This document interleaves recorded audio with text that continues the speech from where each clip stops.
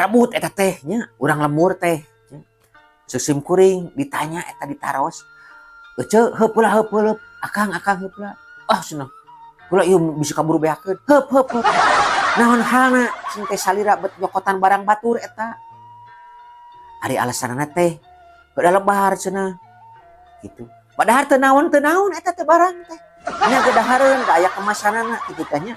Ngan moal dibejakeun prodakna mah ku sim kuring teh. Bilih kasinggung jalmina nya tah gitu.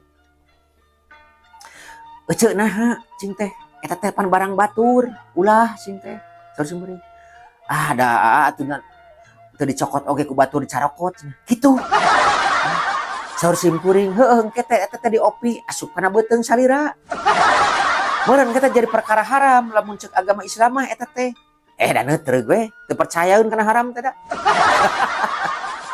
eta si akang na ku sim kuring akang cing teh naha salira bet leluasanan bet ku tega cing teh eta teh itu supirna kokosehan lain tulungan barangna atuh urang-urang pengampihankeun nya supaya manehanana teu rugi-rugi teuing nya rugi mah tapi ulah rugi-rugi teuing saur sim kuring kitu tah nah da neutreg we wah da keun da loba ieu cenah da lain nu manehanana nu parusahana kitu alah prihatin sim kuring mah nyaan eta mah naker prihatinna oge be geus nepi kieuna ieu urang Sunda